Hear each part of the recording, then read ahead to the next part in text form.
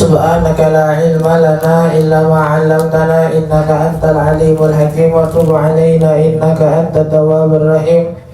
Rabbi shrah li sadri wa yassir li amri wa hlul 'uqdatam min lisani yafqahu qawli. Allahumma inna nas'aluka al-'ilma ladunni wal mashraba safi al-hadiyya wa hawi ghani. Allahumma inna na'udzubika min 'ilmin la yanfa' wa qalbin la yakhsha wa 'ainin la tadma' wa nafsin la tashba' wa da'watin la yustajabu laha. Allahumma sahhil 'alaina hifdzal 'ulum wa hab lana wasi'ata fahum bijahin nabiyyikal ma'sum. Ya Fattah ya Alim, ya Fattah ya Alim, ya Fattah ya Alim, iftah alaina fathan qariban wa ina ta'alluma wa ta'lim wa tadhakkura wa tadhkir wa narfa' wal intifa' wal ifada wal istifada wal hatha ala tamassuki bi kitabillah wa sunnati rasulih wa du'a ila al-huda wa dalalata ala al-khair ibtigha'a wajhillah wa qurbihi wa thawabihi subhanahu wa ta'ala. Alhamdulillah, jadi setelah syukur kehadirat Allah Subhanahu wa ta'ala yang masih memberikan kita nikmat sehat wal afiyah, nikmat panjang umur serta taufik dan hidayah,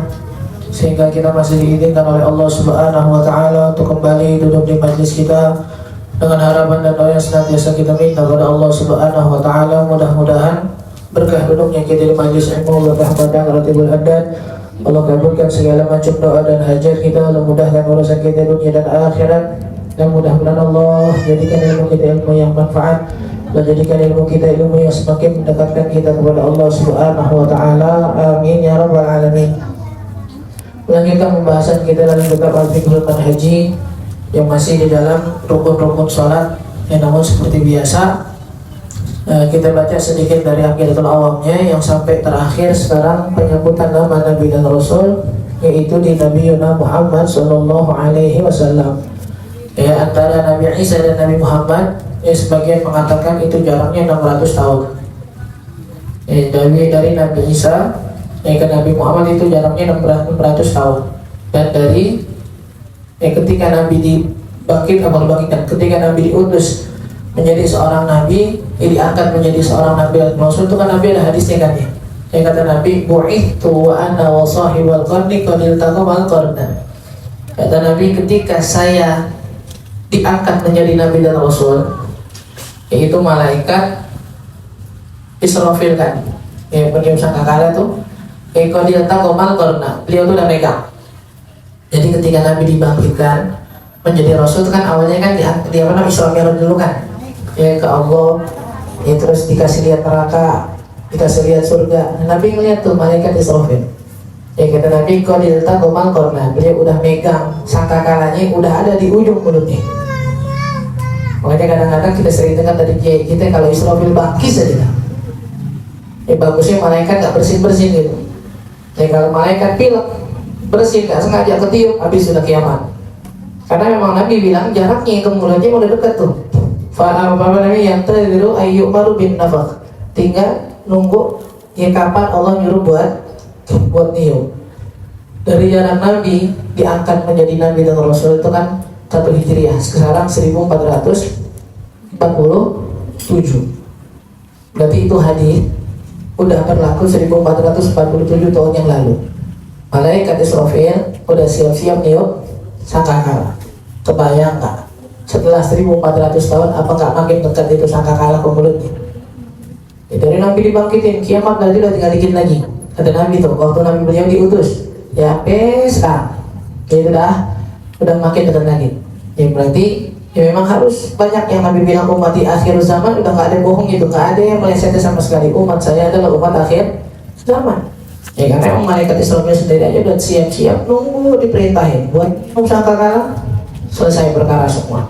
Yamutu kullu man fil ard. Kata Nabi, ketika ditiup sangkakala yang pertama, semua makhluk yang punya nyawa di muka bumi diangkat nyawanya sama Allah, kecuali malaikat Israfil itu sendiri. Nyambut nyawanya Allah. Beliau terakhir, makhluk terakhir yang nyawanya dicabut, dan makhluk pertama yang nyawanya dikasih lagi sama Allah. Karena setelah tiupan yang pertama ada tiupan yang kedua. Tiupan yang kedua, faidah nufikha fi suri nafkhatan tsaniyah, kembali lagi ruhnya kepada jasadnya masing-masing. Faidahum qiyamun yanzurun, bangun orang-orang masing-masing keheranan. Ini yang dikatakan dalam surat Yasin tuh, yang berkujuhi haladhi ansha'aha awal marwah. Mereka cuma nanya, mereka yang mati ini cuma bilang, siapa yang bangunin kita dari tidur nih? Ya, makanya Sayyidina Ali bilang orang-orang kebanyakan di muka bumi ini seperti orang yang tidur. Kalau udah datang kiamat, nah baru nyadar mereka udah bangun, sadar sekarang. Yang dapat nikmat, yang dapat adab maka dapat adab. Ya, walhasil dari Nabi Isa ke Nabi Muhammad itu 600 tahun. Nah ini yang kemarin kita bilang nih, di jarak 600 tahun setelah diangkatnya Nabi Isa, ya Nabi Isa kan gak meninggal kan? Setelah diangkatnya Nabi Isa sampai diutusnya Nabi Muhammad, ini namanya Ashabul Fatrah. Ya, zamanul Fatrah. Apa zamanul Fatrah? Zamanul Fatrah adalah zaman yang orang-orang tersebut nggak nemuin Nabi sebelumnya dan hidupnya nggak sampai ke Nabi yang setelahnya. Jadi antara mereka yang nggak berbuat musyrik, ya, yang nggak menyembah berhala, itu selamat. Jadi antaranya keluarga-keluarga Nabi. Makanya dari sini kita mengambil pendapat bahwasanya Sayyidina Abu Thalib itu adalah orang yang masuk ke dalam surga. Karena memang beliau hidup setelah zaman Nabi Isa gak ketemu dan gak ketemu Nabi Muhammad sebelum diutus. Tapi kan ketemu Nabi Muhammad, Ustaz. Kan Nabi Muhammad kecilnya sama Abu Thalib, tapi kan belum jadi Nabi. Kan peraturan itu datang, dianggap orang-orang itu musyrik ketika Nabi sudah mengumumkan kenabian dan kerasulannya. Sebelum Nabi mengumumkan kenabian dan kerasulannya, orang yang menentang Nabi gak ada masalah. Fasda bima tu'mar. Ketika Nabi diperintahkan jalanin, umumnya. Ya, Nabi diri ke Jabal Abu Qubais, ya Nabi kumpulin orang-orang setelah Isra dan Mi'raj, kan beliau bilang, hal tadhunnuna fiyal kadhib. Kalian mikir saya bakal bohongin kalian enggak? Apa kata mereka? Wahai Muhammad, kami enggak pernah melihat kamu bohong dari kecil. Kalian mikir saya bakal hianatin kalian enggak? Kata orang Mekah, enggak. Kita enggak pernah ngelihat kamu mengkhianati kita dalam sekecil apapun hal yang kita titipkan pada kamu.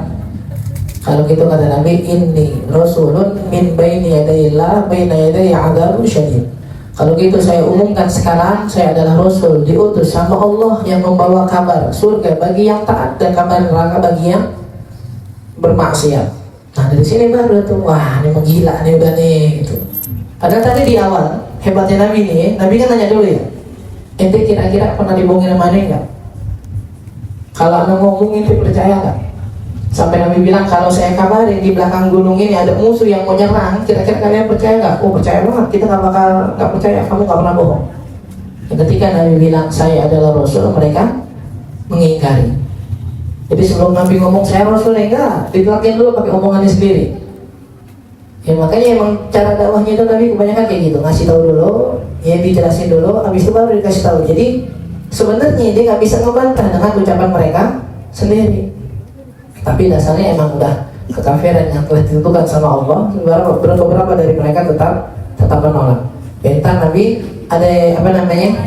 Ada pembahasan sendiri dalam Makatul Awal. Dari mulai bait khotimatun fi dzikrin bagian wajibi mimma ala mukallafin min wajibi. Nabiyuna Muhammadun qad ursila lil alamin rahmatan wa fudila abuhu Abdullah Abdul Muttalib wa abu Abdullahi Abdullah wa Hashimun Abdu Manafidnya Tasib wa umuhu Aminatu Zariyah Abu Halimatu Sa'diyah Mauliduhu bimakatal Aminah, sampai bawah ntar itu semua pembahasannya tentang Nabi dan keluarga-keluarganya dan tentang anaknya. Makanya nggak kita bahas panjang. Cuma di sini ada satu kata yang selalu kita ingatin. Ya, seketika semua para ulama menyebutkan Nabi Muhammad, pasti selalu mereka bilang khatamul anbiya wal mursalin atau khatamul nabiyyin. Muhammad ini adalah penutupnya para nabi. Berkali-kali kita bilang di zaman yang kayak gini sekarang, kalau ilmu kita nggak kuat-kuat banget, terkadang kita bakal keluar dari agama kita, sengaja nggak sengaja. Padahal harusnya kan udah kita jelasin di Quran ada, maka Muhammadun aba ahadin min rijalikum walakin Rasulullah wa khataman nabiyyin.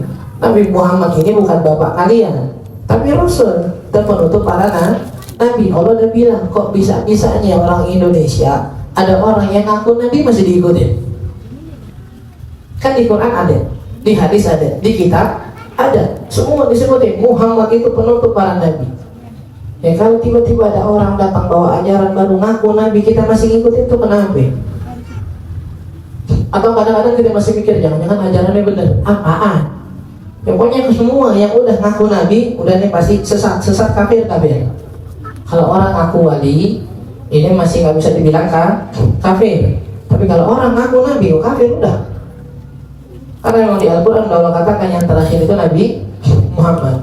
Wa adadul anbiya, ya, dan bilangan para nabi dari Nabi Adam sampai Nabi Muhammad itu 124.000 nabi. Kalau Rasul 313. Tapi banyakkan para ulama bilang enggak. Nabi dan Rasul itu bilangannya secara rinci nggak ada yang tahu. Kenapa? Karena dalam Al-Quran Allah katakan minhum man qasasnahu alaik wa minhum man lam naqsushu alaik. Wahai Muhammad, di antara para nabi ada nih,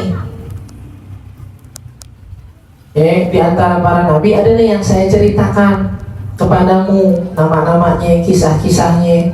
Ya ada kata, makanya ada sebagian itu cerita tentang Nabi Syamu'un yang katanya dikenal akhirnya jadi Nabi Samson apa segala macam. Ya ada Nabi Daniel. Terus di Oman tuh kita ziarah 2 nabi yang kita nggak kenal sama sekali. Nabi Imran, pernah dengar kan Nabi Imran? Yaitu kalau pernah melihat nih apa namanya, pelajaran juga sedikit.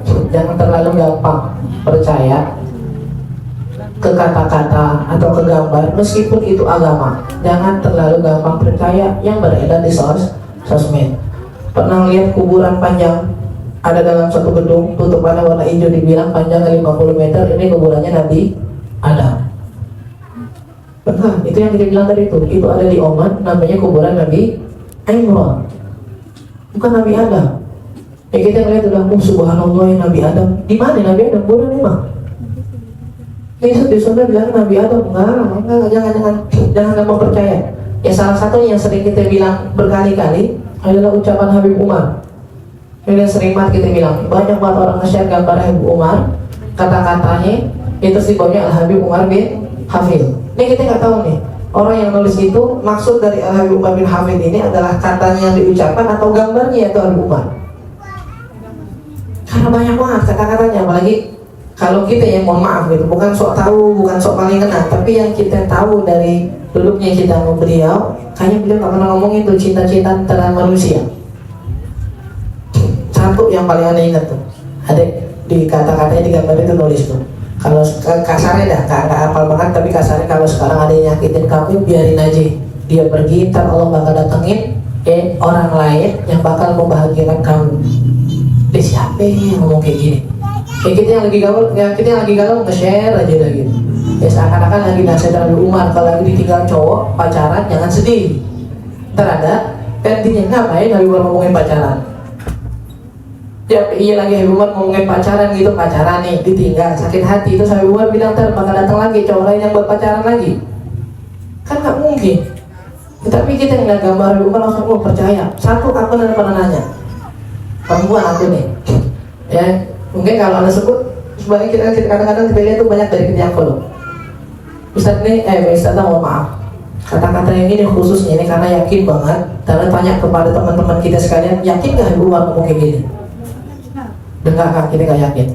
Ya nanti ini kata-kata dari siapa? Dia bilang nggak tahu. Kok kalau nggak tahu berani di post? Ada kata-kata Ibu Umar lagi. Anda nggak tahu, Anda juga cuma kopas doang, tanya aja nulis. Kalau nggak tahu, disebar lagi tuh ngapain? Dan Habib Umar tuh katanya pernah ngomong, nanti di akhir zaman banyak banget orang-orang biar terkenal mengutip satu kata-kata yang bukan dari saya tapi dinisbatkan kepada saya. Ini termasuk satu kebohongan. Kata Nabi, kafa bil mar'i ithman ayyuhadditha bikulli ma sami'. Udah termasuk dosa seseorang ketika dia berani ngomong sesuatu dengan apa yang dia dengar tanpa tahu kebenarannya. Jangan tuh, apalagi di grup WhatsApp, Masya Allah, Masya Allah udah nggak boleh ada kabar di grup WhatsApp dikit kabarin, ngomong lagi ke orang lain, apalagi tentang pemerintah, ngomong aja. Itu tahu gak itu benar apa enggak? Nggak tahu, tapi di WhatsApp rame itu. Wah, udah jangan. Itu setiap kita ngomongin ke orang lagi, ngomong ke orang lagi sesuatu yang nggak benar, itu kadang-kadang kita jangan bohong sama Allah. Ada dosanya tak? Nabi udah kasih tahu tuh, jangan suka ngucapin sesuatu yang baru kita dengar tanpa mengetahui kebenarannya atau enggak. Termasuk ini, meskipun gambarannya agama, kayaknya kata-katanya bagus gitu, tapi jangan. Ya kalau kita nggak yakin tuh ucapan beliau, jangan dah. Jangan di-share sembarangan. Kita takut tadi akhirnya kita termasuk pembohong atas nama beliau. Wah hasil tadi kita bilang ya Rasul itu ada 313, Nabi 124.000. Dan ini sama dengan gambaran atau bilangan sahabat Nabi ketika Nabi wafat. Sahabat Nabi ketika Nabi haji wada, itu sebagian mengatakan jumlah orang-orang yang disebut sahabat Nabi itu jumlahnya terakhir Nabi wafat 124.000. Dan 313 Rasul ini mirip dengan bilangannya Ashabul Badar. Para prajurit di perang Badar juga sama 313. Sebagian bilang 314 dengan masukkan nama Nabi Malaikat Jibril ke dalam pasukan tersebut. Karena memang beliau turun dari langit memang buat ikut perang. Nanti insya Allah di bahasan sendiri tentang Nabi Muhammad dan keluarganya, baru insya Allah kita panjangin kisah-kisahnya dengan apa yang bisa kita ambil pelajaran dari kehidupan mereka. Dan kemarin dari rukun-rukun sholatnya kita sampai ke dalam rukun sholat yang ketiga tadi, takbiratul ihram. Ya, hadisnya dari Nabi, miftahu sholat at-tahur wa tahrimuha takbir wa tahliluha taslim. Kunci dari sholat, ya kita bisa dibilang masuk rumah kalau punya kunci. Nah kalau kita bisa dibilang masuk ke dalam sholat kalau punya kuncinya. Apa kuncinya? Kuncinya itu pertama berwudu. Wa tahrimuha takbir. Dan pertama kali kita benar-benar dibilang masuk sholatnya benar ketika mengucapkan takbir. Dan dianggap sholatnya selesai ketika mengucapkan salam. Ya kemarin beberapa kita bahas tuh, ada syarat-syaratnya dalam takbiratul ihram. Di antaranya nggak boleh manjangin alifnya kan. Alif yang pertama nih jangan sampai itu Allahu Akbar, jangan. Ya, atau jangan manjangin di baknya yang terakhir tuh Allahu Akbar, jangan. Dan juga kita bilang jangan sampai roknya salah. Ya, para ahli Quran atau kita yang lagi belajar Quran mau baca rok tarhim silahkan, tapi jangan berubah jadi wow jangan. Allahu Akbar, jangan nih. Ya udah, mendingan gampang Allahu Akbar, jelas udah Allahu Akbar. Mendingan roknya berkali-kali sifatnya ditakrir daripada kehilangan huruf roknya, jangan. Dan diantara yang diantara syaratnya yang ditulis di sini, yang pertama ayatalafadz biha wa huwa qa'im. Yang kemarin kita bilang harus mengucapkan takbiratul ihram itu pas bener udah diri, nggak boleh lagi berusaha diri, ya lagi mau sholat sunnah, mau diri dari duduknya belum lempeng diri udah mengucap takbir, nggak boleh. Meskipun yang keucap cuma sebagian hurufnya doang. Ada dari duduk nih Ustaz, mau sholat duha nih, ya kan diri nih, pas setengah diri mengucap Allah, tapi akbarnya pas diri, kata akbarnya pas diri, cuma Allahnya doang nih setengah, lagi keadaan menuju diri, sah enggak. Bahkan meskipun A-nya doang, ya A-nya masih nunduk nih, pas Allahnya udah diri, enggak sah. Semua tuh lafaz Allahu Akbarnya semua total ada ketika dia berdiri. Itu yang pertama. Yang kedua, ayatil qabiha ala istiqbalil qiblah. Yang kedua, harus ngadep kiblat. Jangan jawabin orang. Ya dadanya masih miring dari arah kiblat, tiba-tiba dia mengucap Allahu Akbar sambil ngelempengin badannya. Nggak salah. Nah, yang ketiga, antakuna bil lughatil arabiyyah. Yang ketiga harus dengan bahasa Arab. Ya, walakin man ajaza anha bil arabiyyah walam yumakkinhu ta'allum fil waqt turut jima wa ata bi madlul takbir. Tapi kalau ada orang benar-benar nggak bisa, kadang-kadang gambaran begini kayaknya nggak susah digambarin nih, masa kata Allahu Akbar lo nggak bisa. Tapi andai kata ada orang yang benar-benar lidahnya nggak bisa ngomong bahasa Arab, ya itu kalimat takbirnya diganti dengan bahasa yang mereka pahami. Tapi cukup ditakbir, Fatihah enggak. Kalau Fatihah nanti digantinya ke dzikir. Ada orang masuk Islam, nanti ada pembahasannya. Belum bisa baca Fatihah Ustaz, atau belum hafal Fatihah, gimana? Itu nanti sekarang ditanya, Fatihah itu berapa huruf? Ya misal Fatihah ada 155 huruf, maka dia harus membaca zikir yang total hurufnya sama dengan Fatihah. Allahu Akbar, baca Fatihah, tak apa, nggak bisa. Itu gimana? Apa yang zikir yang diingat? Ini subhanallah walhamdulillah wala ilaha illallah wallahu akbar, itu diulang-ulang sampai total hurufnya 155. Dia terjemahin kan? Enggak, Fatihah nggak ada ulama yang mengatakan terjemah. Seingatannya begitu. Tapi kalau takbir sama salam, iya. Tapi kalau Fatihah enggak, diganti dengan dzikir. Wa yusmi'a nafsahu jami'a hurufiha in kana sahihas sama'. Dan dari salah satu syarat takbiratul ihram dan semua syarat rukun qauli. Pernah kita bahaskan ya, rukun ada 4. Ada rukun qalbi. Ya, rukun qalbi apaan? Rukun yang ada di dalam hati. Cuma satu, yaitu iya. Yang kedua rukun fi'li. Ya, rukun yang dilakukan dengan pergerakan. Ya, apaan? Dari ruku, sujud, duduk di antara dua sujudnya, tidak, itu rukun fi'li. Ada rukun qauli. Rukun yang dijalankan dengan ucapan. Apa? Dari takbir tadi kita bilang, Fatihah, ya salam, itu rukun qauli. Yang terakhir rukun ma'nawi. Rukun yang ada tapi nggak kelihatan bentuknya, cuma satu juga, apaan? Tertib. Kan wudu, sholat itu ada tertib kan ya? Nah, rukun nih, bentuk tertib gimana sih? Ruku ada gerakannya, sujud ada gerakannya, Fatihah ada ucapannya. Tertib gimana? Berurutan tuh gimana? Rukun nih, berurutan. Rukun yang terakhir sholat itu dilakukan secara berurutan. Berurutan gimana sih rukunnya? Nggak ada, makanya ini cuma makna, tapi memang dia masuk dari salah satu rukun sholat. Itu namanya rukun ma'nawi. Dari semua rukun qauli yang tadi kita bilang, salah satu syarat yang disepakatin adalah ayyusmi'a nafsahu jami'a hurufiha. Ketika dia baca, minimal kupingnya sendiri harus dengar. Ini yang sering kita bilang, kalau lagi ngambek sama manusia, jangan dibawa ngambeknya ke Allah. Lagi kesel banget, lagi galau, lagi gedeg buat orang. Ya kadang-kadang disuruh sholat di rumah, lagi nggak pengen sholat gitu, lagi masih pengen tidur siang, tidur pagi, bangun di rumahnya, bangun, subuh sholat. Takbir aja Allah Akbar dari awal sampai akhir mingkem aja tuh bibir. Lu gak baca Fatihah, baca mak dalam hati, Allah juga tahu, iya mah Allah tahu. Allah juga tahu saya baca dalam hati, emang harus mak denger apa? Enggak, tapi memang syarat dari sholatnya itu, rukun yang diucapkan minimal harus dengar sendiri. Dan kalau jamaah, jangan berlebihan sampai ganggu yang disampingi, jangan. Tapi kalau sholat sendiri nih, harus kedengaran dengan kuping sendiri, dengan syarat kupingnya kuping yang normal. Angkat suaranya ya, angkat suaranya itu pendengaran kupingnya normal, dan di sekelilingnya nggak ada orang yang berisik.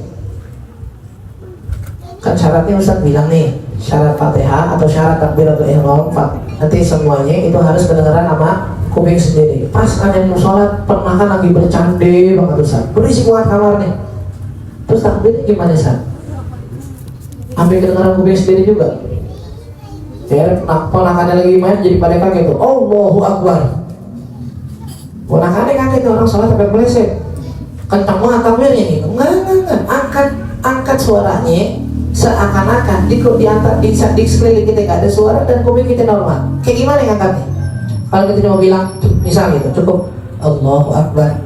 Kalau lagi sendiri nih, segini kedengeran nih, Allahu Akbar. Ini pakai mic ya, pakai semuanya dengar. Dia bilang nih Allahu Akbar, udah segitu. Kalau lagi berisik Ustaz nggak kedengeran, nggak apa-apa, nggak usah dihitung. Yang penting yang dihitung angkat suaranya ketika dalam keadaan sepi, segitu kita dengar udah cukup. Dan kalau kupingnya normal, misal gitu, kupingnya habis kasukan air agak budek dikit, takbir Allah nggak dengar Ustaz, Allah nggak dengar Ustaz, Allah yang samping yang dengar. Berarti aslinya dia dengar, cuma karena kupingnya lagi mampet, lagi ketumban, nggak kedengeran. Bukan kayak gini, nggak. Yang ini kupingnya normal gimana? Yang sekelilingnya nggak ada suara, kayak gimana ngangkatnya cukup segitu. Tapi yang jelas kedengeran sama kuping sendiri, bukan dari hati, bukan. Harus terucapkan. Nah makanya dari sini kita bilang, para ulama sepakat, yang namanya tilawatul Quran, yang namanya qiraatul Quran itu harus ada suaranya, minimal kedengaran sama kupingnya sendiri.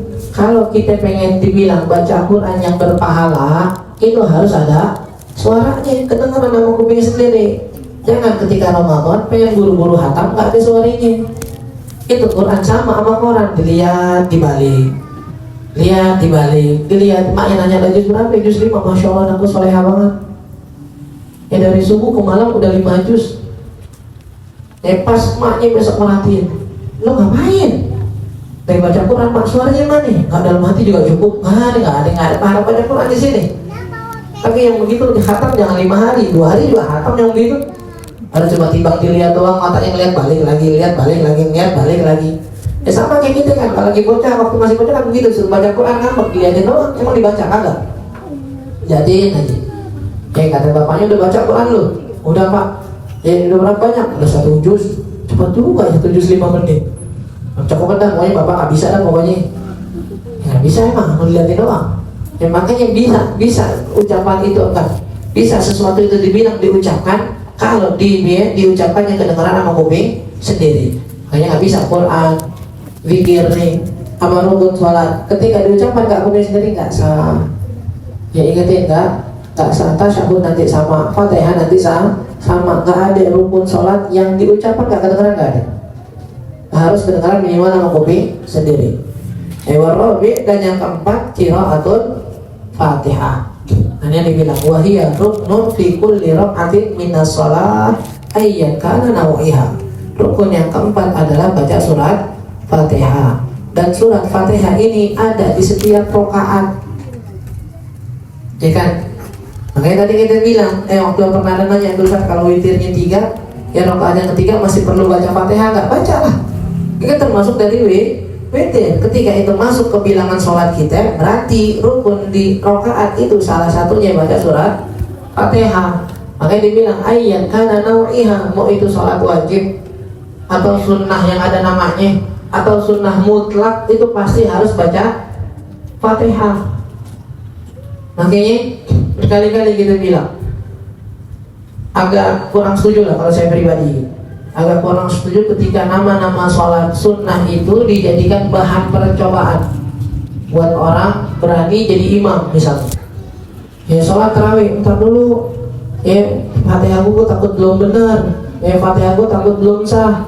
Terus apa ya sholat sunnah, coba dulu yang penting berani tampil. Jangan. Kalau mau kata sholat sunnah, sahnya tetap tergantung dengan Fatihahnya, jangan maju-majuin aja. Kalau mau kita majuin orang belajar jadi imam, belajar jadi ini yang ada kaitannya dengan Fatihah, tes dulu Fatihahnya. Nah ini termasuk nih, salah satu yang diwasiatin guru-guru kita ya. Fatihah itu kan rukun sholat kan. Ingat-ingat lagi, terakhir kita belajar Quran kapan? Terakhir kita ngaji, benar ngaji ya, belajar Quran kapan? Tanya ke gurunya, Ustazah, ya Ustaz, mau ngetes dong Fatihah saya udah kira-kira udah bener nggak di sholatnya. Dulu kita waktu belajar fikih dites satu-satu Fatihahnya gimana. Ya meskipun ada tingkatan atasnya yang makronya bener banget, nggak boleh ada yang salah sedikit pun. Ada yang batas minimalnya gimana. Yang penting Fatihahnya sah. Ya nanti ada syarat-syaratnya, diantaranya apa? Masalah tasdidnya, jangan baca kayak anak kecil. Allahu Akbar. Bismillahirrahmanirrahim. Alhamdulillahirabbil alamin arrahmanirrahim maliki yaumiddin iyyaka na'budu wa iyyaka nasta'in ihdinas siratal mustaqim siratal ladzina an'amta 'alaihim ghairil maghdubi alaihim waladdallin amin. Itu baca Fatihah salat keluar dari TPA. Emang salah Ustaz? Perasaan benar 7 ayatnya iya. Tasdidnya kemana? Yang apalagi yang paling sering salah di kata-kata waladdallin, bukan walad. Dari lamnya ada tasdidnya. Kebanyakan dipanjangkan di lugutnya doang, tapi lamnya nggak ada tasdidnya. Waladdallin. Salah ini. Berarti tasdid di lamnya hilang. Dan satu tasdid hilang dari Fatihah, sholatnya nggak sah. Satu tasdid hilang dari Fatihah, sholatnya nggak sah. Karena ketika satu tasdid hilang, berarti satu huruf dari Fatihahnya hilang. Satu huruf dari Fatihah hilang, berarti Fatihahnya nggak sah. Fatihahnya nggak sah, berarti satu rakaat itu nggak sah. Kalau kurang rakaatnya, berarti sholatnya nyambung tuh dari tasdid itu akhirnya sholatnya nggak sah. Makanya Imam Ghazali bilang yang sering kita ingetin, berapa banyak orang ngaku di dunia ada sholat, pas nyampe ke akhirat nanti Allah bilang dia belum sholat sama sekali. Salah satunya ini. Ini karena masalah dari syarat dan rukunnya nggak diperhatiin. Marwahul Bukhari, dalilnya dari hadis yang diriwayatkan oleh Imam Bukhari, apa kata Nabi? La salata liman lam yaqra bi Fatihatil Kitab. Nggak sah sholat seseorang yang setiap rakaatnya nggak baca surat Fatihah. Wal basmalah itu ayatun minha. Dan mazhab kita mazhab Syafi'i, bismillah, basmalah itu termasuk dari ayatnya Fatihah. Berarti wajib dibaca. Fala tasihul Fatihatul lati lam yabda hal musalli bi bismillahirrahmanirrahim. Maka enggak sah Fatihah yang dibaca oleh orang yang sholat tanpa dimulai dengan mengucap bismillah. 5. Rawa Ibnu Khuzaimah bi isnadin sahih. Karena ada hadisnya dari Ibnu Khuzaimah dengan hadis dan sanad yang sahih dari Ummu Salamah. Dari Sayyidatuna Ummu Salamah, istrinya Nabi, bahwasanya beliau mengatakan Nabi sallallahu alaihi wasallam adda bismillahirrahmanirrahim ayat. Nabi memberitahukan kepada kita bahwasanya bismillah itu dihitung dari ayatnya Fatihah. Wasyurutu sihatiha, diantara syarat sahnya Fatihah. Apa diantaranya yang tadi itu? Ayyasma'al qari'u nafsah. Yang baca Fatihah itu harus mendengarkan kepada dirinya sendiri. Yang kedua, ayyurattibal qira'ata hasba tartibihal warid mura'iyan makharijul huruf wa ibrazi syiddati fiha. Yang kedua, baca Fatihah harus sesuai dengan urutannya. Misal ada orang pintar banget apal Fatihah kebalik. Jadi kalau orang baca dari bismillah sampai ghairil maghdubi alaihim, dia dari bawah tuh. Dari siratal ladzina an'amta alaihim naik ke iyyaka na'budu wa iyyaka nasta'in arrahmanir rahim alhamdulillahirabbil alamin bismillahirrahmanirrahim. Boleh enggak Ustaz? Kan sama-sama 7, enggak. Harus berurutan sesuai 1 sampai 7-nya, sesuai apa yang ada dalam Al-Qur'an. Itu yang pertama. Yang kedua, mura'iyan makharijul huruf. Harus memperhatikan makhraj hurufnya. Kayak di Fatihah yang sering dibahas itu di Risalatul Mudaqah di belakang. Risalatul Jami'ah karangan Habib Ahmad bin Zain Al-Habsyi, beliau bilang wa ikhrajul dha minal dha, dan mengeluarkan huruf dha jangan sampai mirip dengan huruf dha. Jangan walal dhalin, salah. Kalau kata ilmu tajwid kan huruf dha itu kan huruf yang bisa nih. Huruf qawad, huruf yang nggak ada angin nih, bukan huruf hamzah, bukan. Kalau kita mau benar huruf dha, nyebutnya itu pas nyebut huruf dha, jagain tangannya depan mulutnya. Kalau pas nyebut walau masih keluar angin, enggak, dha-nya belum sampai nih tadi. Nah cobain tadi di rumah, jangan di sini. Wah, di sini semuanya, pukul semua, entar. Jangan, di rumah cobain, walau jagain tuh, keluar ke angin. Kalau keluar hati-hati, ntar takutnya masih mirip ke huruf dha. Dari sana deh kalau huruf walau dhalin, nggak salah. Huruf ghain dari huruf kha. Keluarkan ghain dari huruf kha. Kha jelas kan nih? Syarat tuh kan? Jadi kalau orang satu kha tuh, kalau ghain enggak. Dibilang al-qaf al-mablulah, huruf qaf ki tapi basah. Kalau kaf sama qaf itu kan ya bis itu kan kering, qaf kaf. Kalau z enggak, di antara kha sama qaf tuh ghair, bukan khair, salah. Apalagi khair, nah lewat lagi nih. Mendingan nyebut g sekalian, ghairil maghdubi alaihim daripada khair. Nah, khair enggak masuk. Ghairil beda sama beda, memah beda. Ghairil maghdubi beda lagi nih. Nah itu belajar lah. Kita belajar wasiatin Fatihahnya, pelajari. Jangan sampai Fatihahnya salah. Fatihah rukun dari sholat. Makanya sampai ada wasiat kalau punya anak ntar ajarin Quran. Mau nitip ke TPA luar nggak apa-apa, tapi usahain banget minimal bisa Fatihahnya dari kita. Karena Fatihah Itu yang paling minimal banget dibaca sehari 17 kali. Biar Fatihahnya datang, pahalanya datang ke orang tuanya. Kalau semua belajar dari orang tuanya mau dapat apa dari pahala anaknya. Orang tua harus punya andil dalam mendidik anak-anaknya, biar ketika mereka gede ngamalin ada pahalanya juga ke orang tuanya.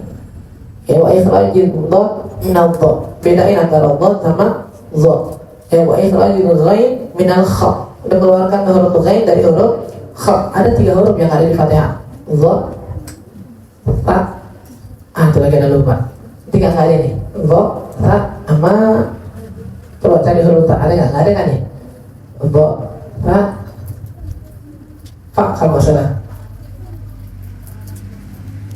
Ini kan huruf fa, ada kan huruf fa kan? Ketiga tuh fa, dhad, sama fa. Dan 3 huruf yang nggak ada, makanya salah. Yang ihdinas sirot nggak ada, huruf ta nggak ada udah. Huruf shad sama huruf sin sama makhraj ini, tapi shad ada isti'alanya, ada penekanan nih. Ihdinas sirot nggak, ihdinas sirot nggak.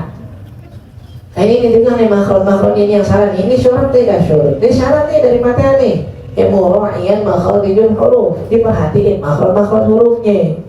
Jangan udah ngerasa pede. Bismillahirrahmanirrahim, alhamdulillahirabbil alamin, wa ilal haq shaghir wa ilal haq kabir. Hak yang kecil, hak besar gak diperhatiin. Enggak, ihdina sama ihdina beda. Artinya beda tak. Iya karena budua iya kan pakai tasdid deh. Artinya apa? Iya karena budu kepadamu kami menyembah. Tapi kalau nggak pakai tasdid iya kan, beda lagi nih. Artinya bukan kepadamu. Artinya syu'a'us syams, artinya cahaya matahari. Dari tasdid itu hilang tuh. Artinya jadi beda. Jangan sampai salah apa harokannya dari siratal ladzina an'amta alaihim jadi an'amtu, apalagi an'amti. Repot nih. Kalau an'amta kan yang engkau berikan. Kalau an'amtu berarti yang saya berikan, malah lu yang ngasih jalan ke Allah jadi. Kalau an'amti bagi domainnya ke perempuan. Tuh sedikit itu dalam Fatihah salahnya, Fatihah antar nggak bakal sah sholatnya jadi. Yang pelajarin lagi. Yang ngerasa kalau yang ngerasa udah benar ya apa ya, tapi yang ngerasa masih was-was dengan Fatihahnya datangnya dah guru-gurunya. Semenjak kita tahu sekarang nih Fatihah termasuk dari syarat dari rukun sholat, pelajarin lagi makhrajnya, pelajarin lagi dari alif, ba-nya, ta-nya, ta-nya, jim, ha, kho-nya, zai, dal, ama, jim-nya. Coba guys baca surat An-Nasr sama surat Az-Zalzalah. Baca tuh idza zulzilatil ardu zilzalaha wa akhrajatil, masih mau akhrajatil. Jadi ini idza jaa nasrullah, besok masih ijazah apa masih ibadah, belajar di situ. Yang ada tuh kan yang babi bubab bubam bani bab kami dan bab bani bani itu belajar itu buat makhluk di situ cakep. Itu yang kho yang ain, pusing-pusing lah belajar ini berbeda. Itu pelajaran berbeda. Ini dapat siratal ladzina an'am, jangan an'amta. Nah, ini hamzah jadi ini. Pelajarin lagi makhrajnya gitu, karena itu termasuk dari syarat atau syarat Fatihah, yang Fatihah itu masuk dari rukun salat. Wa ibraziz syiddati fiha, dan keluarkan tasdidnya. Maksudnya tampakkan tasdid itu, jangan sampai salah. Tasdid di Fatihah ada berapa ya? Coba hitung lah. Tungguin. Ada berapa ya? Ada 14. Ada 14. Bisa ngitungin, enggak ada di Safinah soalnya. Kita pernah belajar, lain ngitungin juga. Enggak pernah kepikiran kita ngitungin tasdid, mau pernah kepikiran. Hitungin kan tasdid ada berapa? Enggak, tapi ulama tuh kerennya tuh huruf Fatihah 155 aja mereka hitungin. Huruf Fatihah 156. Ada yang bilang 155. Bedanya di mana? Di kata Malik. Kalau yang baca panjang Maliki Yaumiddin itu 156. Kalau yang bacanya pendek Maliki Yaumiddin berarti 155. Ayat Quran ada berapa? 1432. Dihitungin loh. Saking pengen ngasih tahunya ke kita semua ilmu yang berkaitan dengan agama dihitungin. Kita yang baca setiap hari nggak pernah tahu tasdid Fatihah berapa. Tasdid Fatihah ada 14 dari Alhamdulillah. Bismillahnya. Bismillahirrahmanirrahim. Alhamdulillah Rabbil alamin. Ar-Rahmanirrahim. maliki yaumiddin iyyaka na'budu wa iyyaka nasta'in ihdinas siratal mustaqim siratal ladzina an'amta 'alaihim ghairil maghdubi 'alaihim waladdallin. Aku sebentar ya. Waladdallin. Tuh perhatiin tuh. Aku itu yang dipengen itu. Jangan waladdo salah. Harus masuk walad. Tadi tuannya lo kan banyak tuh. Apa namanya? Mat lazim mutaqal kalimi. Lazim mutaqal kalimi kan. Waladdallin. Masukin waladdallin. Jangan waladdallin. Nah, tas itu hilang berarti tak. Waladdallin. Jangan langsung waladdallin. Nah, ada tas itu di sini. Itu jangan sampai salah. Oh, hasil. Jangan waladdallin itu akan dibikin. Dari awal dibaca cepat tuh. Bismillahirrahmanirrahim. Giliran di ujung baru. Waladdallin. Dari awal gimana? Berarti juga awalnya. Ini dari bismillah sampai terakhir. Tasdidnya semuanya baca. Ya berarti. Jangan sampai tadi sekali lagi kita bilang gara-gara Fatihah salatnya rakaat gara-gara Fatihah gara-gara tasdid Fatihahnya nggak sah. Gara-gara Fatihah rakaatnya nggak sah. Ada satu rakaat yang nggak sah akhirnya salatnya nggak sah. Ajarin lagi. Masih berkesempatan datang ke gurunya baca Quran baca tes Fatihah. Tiga aja dulu. Biar tahu biar aman salat. Makanya sekali kita bilang aja, jangan-jangan bukan Allah nggak jawab doa kita, tapi selama ini kita terlalu merasa pede bahwasanya salah satu doa yang mustajab itu setelah selesai sholat 5 waktu kan ya. Makanya jangan habis sholat 5 waktu yang buru-buru jangan. Ya salah satu doa yang mustajab kata Nabi dul kal shalawatil khamsah. Ya setelah selesai ya melakukan sholat 5 yang wajib yang di 5 nih. Gitu. Tapi kenapa saya sholat 5 waktu saya doa nggak dijawab? Karena memang bukan nggak dijawab, mungkin bukan nggak dijawab, tapi emang di mata Allah kamu belum sholat. Karena caranya yang salah. Sedangkan doa yang diterima doa orang yang habis sholat, sedangkan kita nggak dihitung habis sholat. Makanya doanya nggak dijawab. Allahuakbar. Waktu dan tata cara sholat taubat. Datang jadi kalau waktu ke bawah tak jadi. Sholat nih dasarnya nih sholat. Taubat dasarnya nih an-nadamah. Taubat yang paling jelas syaratnya adalah menyesali. Gambaran menyesalnya gimana? Ada 4. Yang pertama apa namanya? Buat al-iqla' anil maksiyah. Ditinggalin maksiat. Ya wan nadamu ala fi'liha. Ya menyesal dengan perbuatannya. Yang ketiga wal azmu shadiq alla ya'ud ilaiha abada. Yang ketiga adalah tekad yang kuat nggak bakal mau balik lagi. Udah ditobat nih tanpa sholat tanpa mandi. Ini udah tobat. Malah kalau ini 3 ini dijalanin tanpa sholat tanpa mandi udah tobat nasuha itu dah. Ya udah nih. Ini haram. Saat itu juga tinggalin. Oh ini haram nih. Duh lagi enak lagi. Kamu udah sebotol dulu nih. Tadi insya Allah yang kedepannya nggak minum lagi dah. Enggak udah. Saat kita tahu makanan itu halal lagi makan tinggal nih, jangan habisin dulu. Kamu Ustaz mahal, ntar setelahnya saya nggak beli lagi dah. Jangan saat itu juga tinggalin. Yang kedua nadam, sesali perbuatan kita udah melakukan hal tersebut. Yang ketiga tekad yang kuat, jangan nggak mau balik lagi. Jangan pakai ngeker-ngeker, jangan pakai ngeker-ngeker kalau mau tobat. Ada pengen tobat bisa, tapi nih. Atau dapat kerjaan yang sudah buka kerudungan lagi gimana? Nggak usah dipikirin. Jangan seakan-akan kita mencari kebenaran. Ibu tobat deh sekarang dari judi misalnya. Tapi kan kalau diajak orang gue dipaksa, itu kan bukan salah gue. Enggak, gue bilang ke Allah enggak, saya nggak bakal baik lagi. Itu syarat tobat yang dasar. Yang terakhir, kalau berkaitan dengan hak manusia segera dikembalikan. Kalau haknya itu berupa barang yang bisa dibalikin, balikin. Tapi kalau haknya itu berupa kehormatan yang pernah kita rendahkan dan jatuhkan, minta maaf. Udah itu harus 4 syarat ini syarat tobat yang paling dasar. Tanpa mandi, tanpa sholat. Tapi kalau mau sholat, boleh. Kapan? Tengah malam. Ya enaknya kayak waktu tahajud. Ini sholat antara dia sama Allah. Biar fokus, minta maafnya biar enak. Mau lebih ekstrim lagi, ada. Caranya siapa? Caranya Imam Ghazali. Gimana tobatnya? Tobatnya jangan di rumah, di lapangan. Lapangan yang luas, sendirian. Ya siapin pasir di samping-sampingnya, tanah bukan pasir, tanah gitu. Ntar habis sholat ditaruh tuh pasir di atas kepala, itu bayangin dia mau mati besok. Kalau bisa begitu silakan, kalau nggak ya bisa.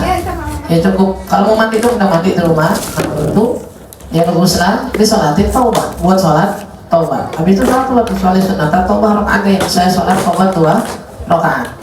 Bacanya apa? Biasanya sholat yang nggak ada bacaan khususnya dari Nabi, bacanya mentok al-kafirun sama al-ikhlas. Habis itu ngapain? Nah itu dia. Setelahnya ini yang kita bilang sholat sama mandinya ini rangkaian sebenarnya, mohon maaf gitu, yang nggak disunah-sunahin banget, tapi inti tobatnya tadi kita bilang tinggalin, sesalin, jangan balik lagi. Kalau berkaitan dengan hak orang, balikin sampai kapanpun. Kalau masih berkaitan dengan hak orang yang nggak maafin nggak bakal selesai. Itulah ketika ada orang meninggal, kita capek-capek mintain ada orang yang ngomong sambutan ke sama keluarga kalau ada sesuatu yang berkaitan dengan hak adami, ya tolong disampaikan kepada keluarga biar bisa diselesaikan. Lagi masalah uang, masalah harta, nafsul mu'min mu'allaqah baina sama'i wal ardh. Kata Nabi, jiwa atau ruh seorang mukmin tergantung-gantung antara langit dan bumi, nggak diputuskan apapun sama Allah, nggak ke surga wala ke neraka, gantung aja begini. Sampai kapan? Hatta yuqda dainu, sampai utangnya ditebus atau utangnya dilunasi. Makanya kalau kita punya utang boleh nggak? Boleh. Kadang-kadang kita bilang utang boleh, yang penting jangan sampai ada yang nggak mau bayar. Boleh utang, tapi kalau kita utang, afdolnya dalam Islam itu ada saksinya, minimal kasih tahu orang terdekat kita.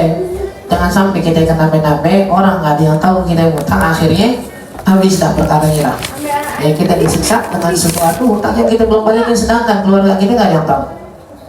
Ambil di situ. Ya sampai datang hari kiamat, akhirnya orang-orang yang kita ngutang kepada mereka minta amalan gitu. Kita minta pahala kita, atau sebaliknya dosa kita dikasih ke mereka.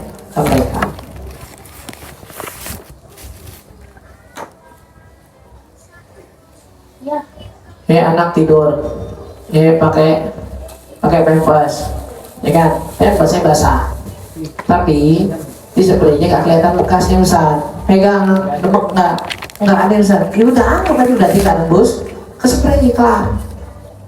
Kalau kita ngerasa ada sih yang nembus Ustaz, tapi mungkin udah hilang bekasnya. Ya tahu nggak di mana tadi yang bekas kena ompolnya? Jadi saya nggak tahu diguling-guling nih, nggak tahu yang bahasa yang mana. Kalau kita di satu spray kotakan ini nggak tahu yang mana yang najisnya, berarti satu spray itu wajib dibasuh.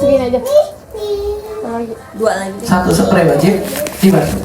Tapi kalau kita tahu tempatnya itu doang yang harus dibasuh. Tapi dasarnya tadi kalau kita nggak yakin ini nembus ke spray, jangan dihukumin nembus. Jadi capein diri kita sendiri. Tambahin molennya aja. Kalau dalam perjalanan pulang dan jarak masih 100 km, sholat maghrib, saat sholat maghrib apakah masih bisa dikosor jauh pada pusat? Jarak masih 100 km. Dia mau nginep lagi bisa? Jarak masih. Boleh jamak kosor aja 81, itu udah 81, 83 dah, itu udah boleh jamak dan kosor. 83 boleh jamak dan kosor. Nah kalau jarak pulang masih 100 km ini masih lebih berarti. Masih lebih 17 km. Boleh kapan jamak kosor berakhir sampai inti masuk ke provinsi inti? Udah mau masuk kawasan Jakarta, sebagian bilang Jakarta Selatan misalnya, mau masuk Jakarta Selatan belum sholat jamak nih, masuk Jakarta Selatan kelar, berarti urusannya nggak boleh sholat jamak sekarang. Yang kelewatan tadi berarti harus dikompor. Kalau mau jamak cari rest area terakhir sebelum masuk kawasan Jakarta itu masih boleh. Tapi udah masuk nggak, udah habis berarti.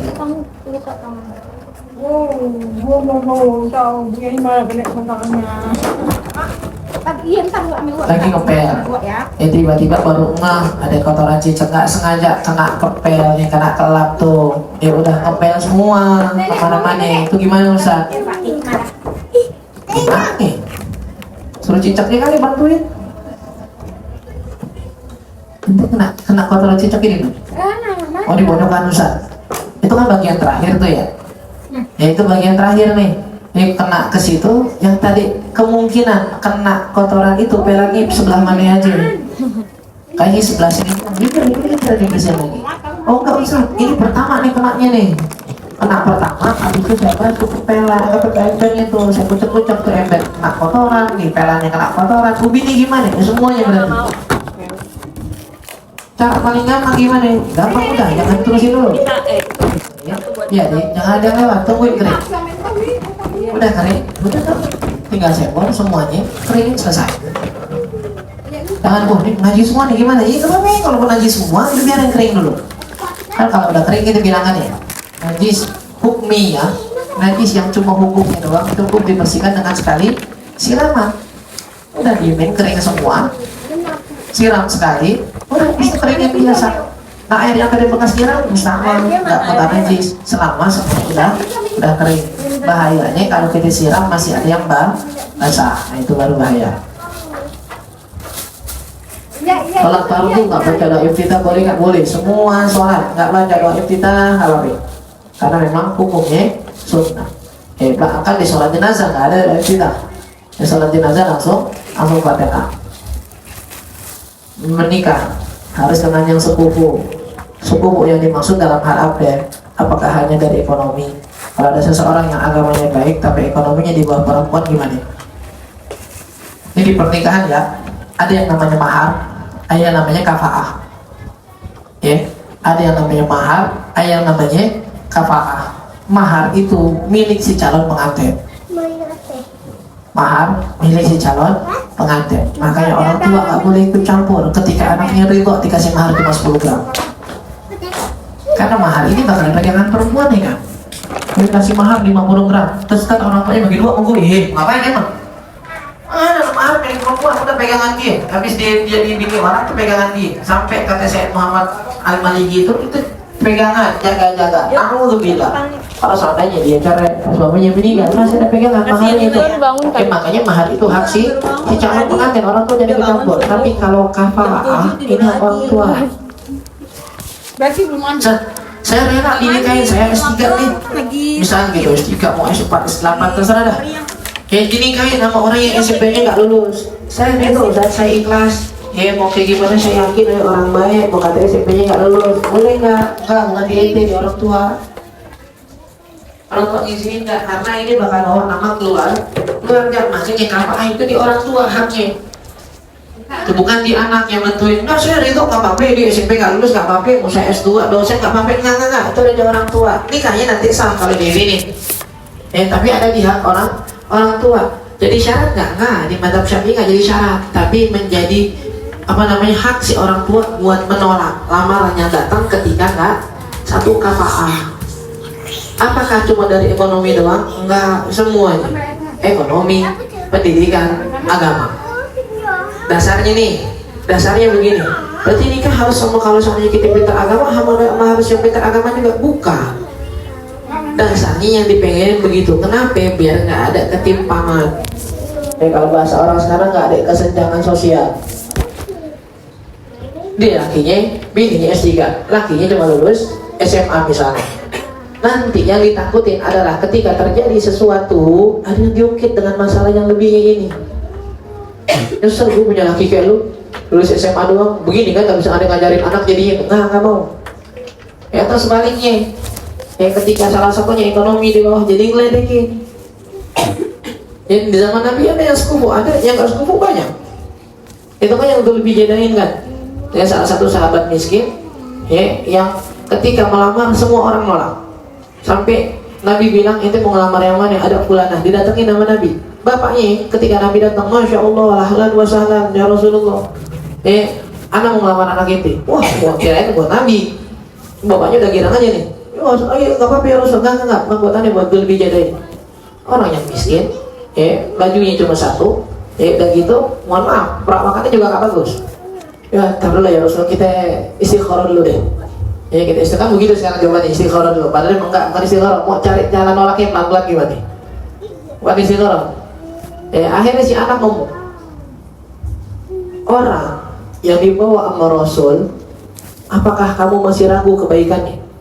Tapi si anak gak ngotot, pokoknya mau aku dikawin dengan dia. Enggak, cuma ngingetin orang tuanya. Karena tadi dibilang kafaah ini milik orang tua. Emang kalau seandainya kita orang terhormati, orang miskin, kita gak bakal bahagia. Diingetin gitu ke orang tua ya. Orang tua bilang akhirnya yaudah dah gak apa-apa, yaudah gak apa-apa. Tapi kalau dari dasarnya orang tuanya nolak, itu hak orang tua. Nabi juga tadi izin kan, boleh nggak? Nabi nggak bilang, gue Rasul nih, terimalah harusnya. Enggak, Nabi selain ke orang tuanya, boleh nggak anaknya badal bijadai? Karena tadi yang ditakutin kafah itu terjadinya ada pengaruhnya nanti ketika ada masalah bakal saling ngungkit apa kagak. Itu yang nggak dimauin dalam Islam. Makanya diutamakan kalau bisa satu kafaah, selevel kafaahnya kalau bahasa kita sekufu gitu. Tapi jadi syarat enggak boleh aja. Yang tadi ekonomi satu rendah satu tinggi, atau pendidikannya masya Allah satu biasa-biasa aja, boleh. Tapi yang tadi itu hati-hati, nanti terjadi sesuatu bakal diungkit-ungkit tapi kagak. Itu masalahnya di situ. Oke, apakah harus kafah? Enggak. Apakah ekonomi dong? Enggak, semuanya. Mana kafah itu semuanya. Tapi kalau enggak sama sekali sama templang gitu bahasanya, boleh. Ya penting tadi, syaratnya setelah pernikahan jangan sampai menjadi satu masalah. Dan berkali-kali kita bilang, kalau kita nikah, kalau mau nikah gitu, kalau terjadi sesuatu atau ada perkiraan sesuatu yang mungkin bisa jadi jurang besar antara suami dan istri, coba omongin lu dah. Sebelum nikah pastiin lu bakal gimana kalau terjadi kayak gini. Bukan berarti kita nikah milih-milih banget, tapi kalau udah ada sesuatu yang kita yakinin nggak benar, dan kita nggak tahu, nggak kita omongin, nanti kira-kira solusinya gimana? Males. Sekarang dulu mungkin orang beda agama, maksudnya bukan mungkin, orang nikah beda agama dilarang. Dulu orang nikah sama yang tahlilan sama yang nggak tahlilan biasa, bininya tahlilan, lakinya kagak, atau lakinya tahlilan, bininya kagak. Yang penting lu mau jalan-jalan jangan maksa gue nggak bisa. Akhirnya sekarang enggak nih jadi masalah. Yang satu tahlil, yang satu kagak, jangan nikah dan berantem. Terus sekarang lebih parah lagi, bahkan yang sama-sama tahlil, mana beda pandangannya gara-gara masalah majlisnya ini apa segala macam. Tapi kalau memang itu jadi masalah, nggak usah dipaksain. Kalau beda, Bismillah, siapa tahu terjadi baik, jangan. Ntar baru nikah 1 hari, baru nikah 2 hari, baru nikah sebulan 2 bulan udah berantem, udah pulang ke rumah orang tuanya, jangan dah. Gitu. Tapi intinya tadi kita bilang kafaah itu bukan cuma ekonomi, pendidikan, ekonomi, latar belakang keluarga sama. Ini orang terpandang, ini kagak nih, gitu. Itu semuanya itu kafaah di situ. Kalau ada orang yang agamanya baik tapi ekonominya di bawah perempuan, nggak apa-apa. Bagusan mana Nabi mau Khadijah agamanya? Nabi sama Khadijah bagusan mana agamanya? Nabi sama Khadijah agamanya bagusan mana? Bagusan Khadijah menggila loh. Nggak Khadijah masuk Islam karena Nabi kan, Nabi kan kayak Aceh. Itu contoh paling nyata. Agamanya baik, lakinya, perempuannya, ekonominya, masya Allah. Tapi enggak. Ketika Nabi di boykot 3 bulan, Nabi di boykot 3 bulan. Sama orang-orang kafir Quraisy, mereka semua bikin perjanjian nggak boleh ada yang nyentuh Muhammad dan keluarganya, nggak boleh ada yang dagang ke mereka, nggak boleh ada yang bantu mereka, nggak boleh ada yang nikahin anaknya sama Muhammad dan pengikutnya. Itu diboykot di satu kebun namanya Syarif Abu Thalib. Saking susahnya mereka makan, sampai mereka makan daun-daunan. Sampai sahabat bilang tuh, mohon maaf, bahkan saking seringnya makan makan daun-daunan, itu kotoran kita sama kayak kotoran kambing. Kering, warnanya hijau begitu doang. Di mana Khadijah? Ada kemana Nabi di situ? Disuruh pulang. Nanti pulang aja dah, nggak apa-apa. Karena kalau Khadijah pulang nggak bakal ada masalah. Sayyidah Khadijah saat itu marganya marga besar. Yang kalau dia pulang nggak bakal nyakitin. Nabi udah bilang, kamu pulang aja, tunggu di rumah, jangan di sini. Lagi hamil Sayyidah Fatimah nggak masalah saat itu. Lagi hamil 6 bulan, 3 bulan, 4 bulan, hamil, suaminya diboykot, nggak ada yang ngasih makan, nggak ada yang boleh dagang ke mereka. Khadijah di situ nggak terucap sama sekali, gue nyesel nikah malu jadi begini kan, yang gue jadi susah gitu, nggak ada. Bahkan dibilang pulang, Khadijah enggak, kamu di sini, saya di sini, sampai boykotnya selesai. Mereka di sini jadi si perempuan yang ekonomi tinggi, ketika mohon maaf datang masanya susah, nggak mungkin ke suaminya. Gara-gara lu nih, coba aku dulu kawin sama yang bapakku tawarin tuh, nggak bakal begini, jadi belangsa kamu lo kan gitu. Ketemu ayam sebulan sekali aja udah bersyukur banget gue gitu. Enggak. Kalau bakal ada begini-begini jangan deh. Itu pentingnya kafaah di situ. Tapi kalau itu nggak ucap, nggak sekufu, nggak apa-apa. Batasan aurat perempuan siapa aja? Bapaknya. Malah kita sebut ya, ada 5. Bapaknya, anaknya, saudara kandung, paman. Paman yang benar, sekali lagi kita bilang ya, paman yang benar-benar saudara dari ibu sama bapaknya. Bukan ibu bapaknya punya saudara perempuan, Saya cing atau waknya perempuan nikah sama orang paman juga enggak. Paman tuh benar-benar saudara kandung laki dari ibu dan bapaknya. Yang terakhir ponakan. Ya ponakan benar dari saudara-saudaranya. Ya bukan ponakan kayak kita bilangnya ponakan, ternyata ponakan sepupu. Enggak, ponakan anak dari saudara-saudara kandungnya itu ponakannya dia. Kalau ponakan dari suami enggak, bukan. Atau laki nih, ponakan dari istri, enggak, bukan, itu bukan mahram, bukan. Ponakan anak dari saudara-saudara kandungnya. Ya bukan, anak dari dari keluarga istrinya atau suaminya, bukan. Kalau murojaah atau ziyadah harus bersuara juga. Kalau mau dihitung, kalau murojaah Quran ya atau hafalan baru harus bersuara nggak? Kalau pengen dihitung sambil ada tilawahnya harus. Kalau pengen murojaah doang asal nggak hilang hafalannya, tapi nggak mau berpahala, nggak pakai suara ya nggak apa-apa. Sikap seseorang istri ketika suaminya masih bergantung kepada ibunya. Ini bergantung apa ini? Minta gendong. Ini bergantung apa nih? Kalau bergantung minta gendong sih kebangetan, umurnya berapa memang? Kalau bergantungnya mana? Bergantung saat masih minta ke emaknya apa segala macam, biarin. Kalau ini selalu Anda bilang, istri jangan bikin repot. Udah minta mulu lah, malu gue sebagai bini segala macam. Harusnya malu sama lakinya langsung. Yang harus nyari nafkah siapa? Laki. Yang minta siapa? Lakinya. Terus biarin aja dia malu. Yang penting yang gue tahu, lo udah ngasih makan gue kelar. Gak usah bikin repot. Laki harus nyari dari mana. Jangan ngojek, malu-maluin aja. Jangan jadi petugas PPSU, malu-malu. Nggak. Ini tugas ini mau dikasih duit, kasih nafkah, udah kelar. Jangan bikin repot lah. Lakinya disyaratin harus kerjanya begini. Ketika nggak dapat, belum dapat duit, jinguring sendiri. Udah sebulan bang, belum dapat duit juga. Gimana sih lo nggak kerja? Nah, kemarin ada tawaran kerja lo nggak kasih. Sekarang gue lagi berusaha nyari kerja sesuai dengan apa yang lo mau, belum dapat, lo marah-marah. Ya udah nggak usah bikin repot. Yang perempuan harus repotin kalau seandainya nafkahnya nggak dikasih sama suaminya. Yang minta tuntut nggak apa-apa. Tapi mau kayak gimana, kayak suaminya ngasih dia nafkah, caranya pakai apa, perempuan mendingan nggak usah tahu. Bahkan mohon maaf kalau dikasih yang haram aja perempuan nggak tahu, mereka nggak kena dosanya. Coba gara-gara kita nanya, bang tuh duit apa tuh bang? Adita pokoknya lo pakai aja. Tapi duit dari mana? Udah lo pakai aja, duit dari mana? Ya habis ada orang kemarin di kantor nyogok gue, jadi haram sekarang. Coba kemarin lo kakek nanya main pakai aja, udah kalah. Yang dosa siapa? Suaminya doang. Makanya udah biarin dia mau bergantung kek, dia mau gelendotan kek, dia mau geblok belakang, terserah dah. Yang penting jangan dibikin repot bininya. Bedanya aulia sama ambia.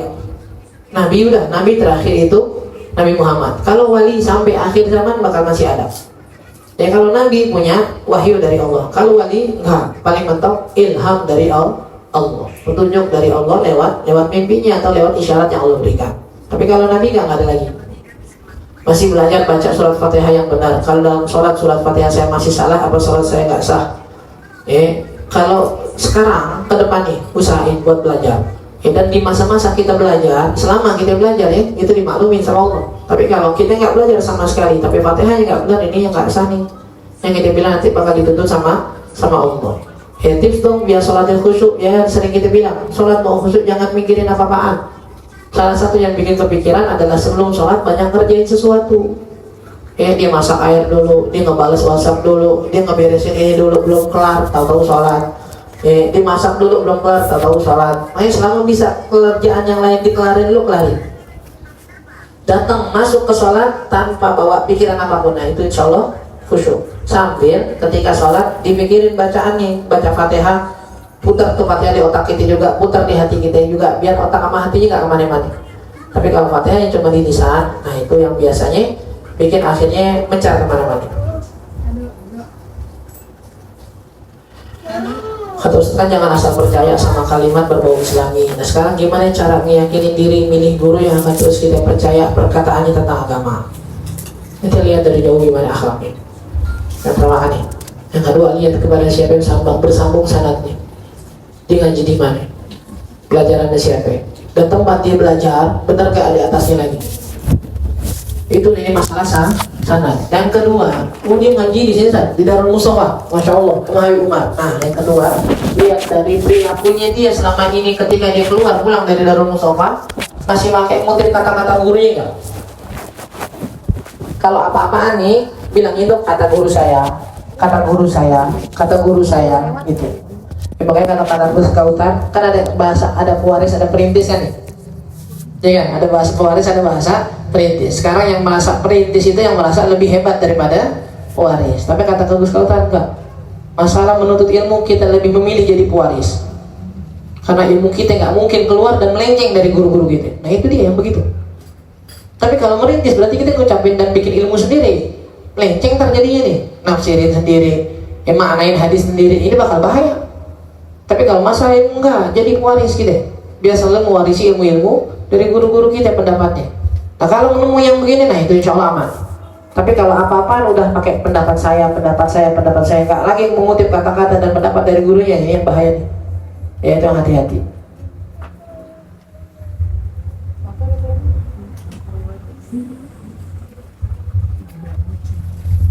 Ya berarti kalau ada kata-kata Ustaz dari para dari orang-orang itu, kira-kira boleh langsung di-post apa enggak Ustaz nih? Apa yang lebih baik video aja? Kalau video kan jelas dia ngomongnya, berarti kata-kata dia kan. Kalau seandainya yang lain setulisan kita post dulu apa cari tahu dulu. Aneh pribadi biasanya ngelihat dari akun nih. Ada di sosmed ya, lihat dari akunnya. Sama contoh nih, contoh gampang. Ada yang dengar kabar-kabar datangnya Habib Umar tahun ini nggak? Belum ada kan nih? Ini udah banyak yang kalau di kuping kita mulai lewat kan, mulai bisik-bisik katanya bakal datang di bulan ini, bakal datang barengan dengan ini sampai segala macam.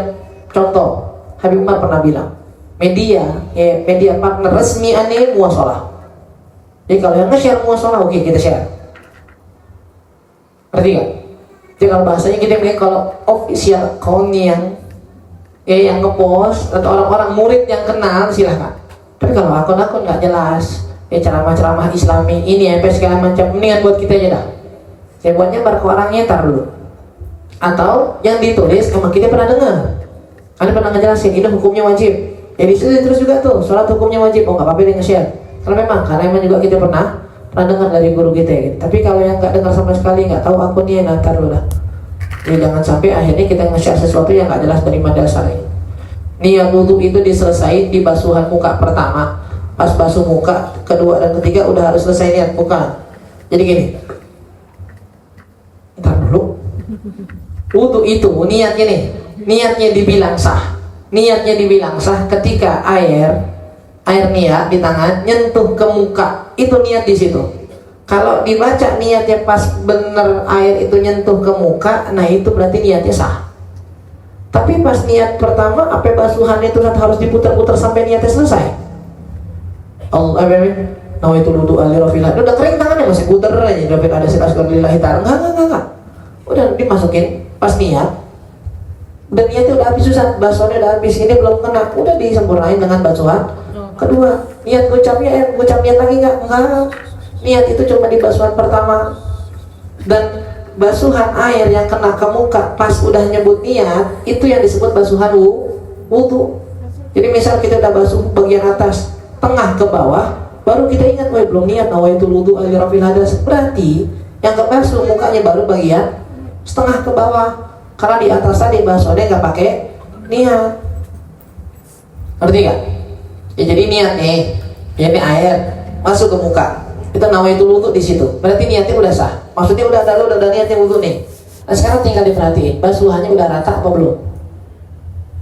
Apakah harus rata di basuhan pertama? Enggak. Bisa dibantu dengan basuhan kedua, bisa dibantu dengan basuhan ketiga. Apakah di basuhan kedua ketiga kudu ngucap niat lagi? Enggak, niat itu cuma di basuhan pertama itu. Dibanding ngadepin orang yang suka ngediamin kita tanpa alasan yang jelas. Apakah dosa jika kita balas ngediamin karena sudah terlalu sering? Nah, ini ngebalas yang bahaya nih. Ini udah nggak tahu tiba-tiba ngambek ngediemin. Apa kita balas diemin lagi? Ngapain? Nggak usah lah takunu immah, kata Nabi. Jangan jadi orang yang ikutan. In ahsanan nas fa ahsanna wa in asan nas asana. Kata Nabi jangan jadi yang immah. Gimana kalau orang baik kita baik, orang jahat kita jahat? Enggak. Jadi orang baik kita baik, orang jahat kita biasa aja. Karena kebaikan kita memang bukan buat mereka. Kebaikan kita buat Allah. Jangan, nggak usah kayak dibalas-balas. Takutnya ntar kita diemin kita sehari, kita diemin 3 hari, malah kita yang dosa. Ya kan? la yahjurul muslimu akhahu fawqa thalathati ayyam. Nggak boleh seseorang menghijar, mendiamkan saudaranya lebih dari 3 hari. Diemin yang gimana? Diemin yang emang maksud main ngediemin dia, nggak pengen ngomong, nggak pengen ngeliat muka dia. Tapi kalau kita nggak ada urusan, lu udah seminggu lu kan ngomong gue ada habis sih, emang nggak ada yang ngomong-ngomongin. Masa setiap hari harus gue ngomong, gimana makan lu hari ini? Ya, gimana mak lu udah jogging siang ini? Enggak mungkin, ngapain gue nanyain keluarga lu. Yang penting kita harus ngomong, enggak. Kalau emang gak ada dasar dan pengen diomongin, enggak wajib dia negor. Tapi kalau sengaja nggak pengen ngobrol, nggak pengen negor, nggak pengen ngomong, 3 hari itu dosa. Ada yang nggak dosa kapan? Ketika kita niatnya ngediemin dia karena maksiat dia nggak berubah-berubah dengan niat biar dia sadar. Ini mau setahun nggak apa-apa. Lanjutan soal amalan biar ingatan kuat. Wah iya lubi ada Indonesia ya. Ani lubi juga jadi. Nanti yang ngirimin ingatan lupa nih, ingetin anda hari Jumat dah. Ya besok ada buka kitabnya dan sebutin poin ini. Berarti yang amalanku juga lupa-lupa juga soalnya jadi. Kan kemarin minggu lalu kan ya ada yang Nabi yang minta amalan biar gak gampang lupakan. Anda bilang kan ya ada kitab Habib Sa'ad Al-Idrus namanya Ilajun Nisyan, ya obat buat orang yang sering lupa. Cuma ada lupa juga. Kebanyakan pikiran jadi lupa juga gue jadinya. Ini kalian ngirim hari Jumat dah.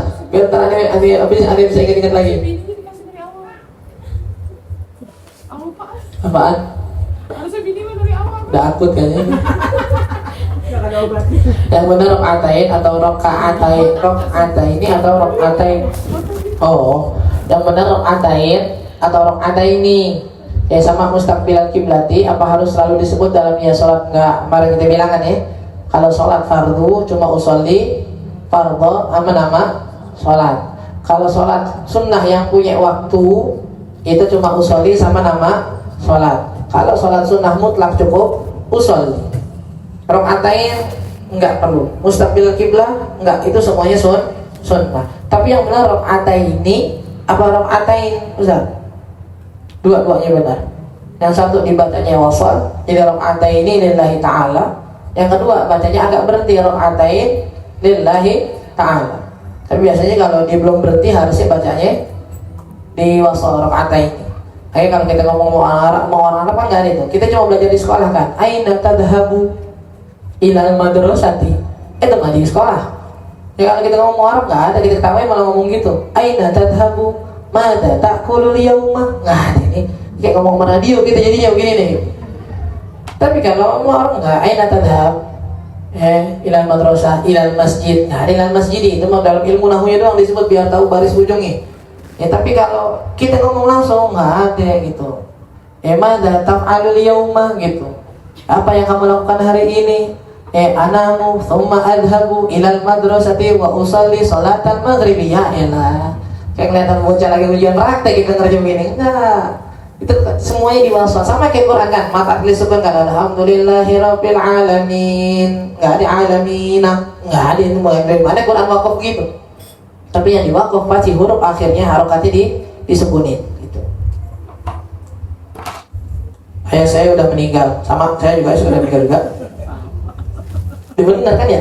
Ayah saya juga udah meninggal juga. Ayah saya punya utang karena paksaan dari kakak saya. Yang harus menyelesaikan utang itu kakak saya aja atau anak lainnya juga harus selesai. Akadnya gimana? Kalau dia bilang akadnya itu saat itu dia minjem karena memang kakaknya yang nyuruh buat minjem, berarti lari ke kakaknya. Tapi kalau seandainya enggak, bapaknya udah bilang, nih saya minjem, ya saya minjem, utangnya kita tanggung rame karena kakak kita ini kakak ente sakit, ya aneh nggak punya utang, nggak punya uang, aneh mau utang nih, tapi aneh nggak yakin bisa bayar sendiri, kita tanggung rame-rame ntar deh, itu berarti semua rame-rame. Tapi kalau dari akad saya nggak pernah bilang saya bakal mau bayarin utangnya. Apakah dia kena kewajiban? Enggak. Dari segi kewajiban ya, apakah dia harus bayar utangnya? Enggak. Tapi, mohon maaf, kalau ente punya rezeki, dan nggak mau orang lain menuduh dan menyebut nama orang tua kita udah meninggal sebagai pemilik hutang yang nggak dibayar, bantuin bayar.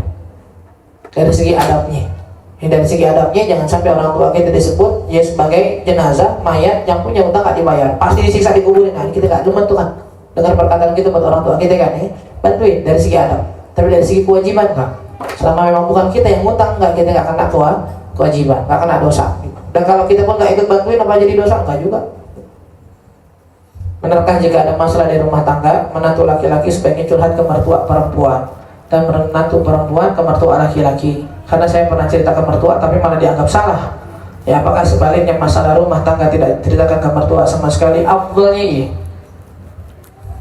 Tingkatannya ya, yang kita tahu dari guru kita, afdalnya selesaikan masalah itu berdua tanpa harus ada orang yang ikut campur.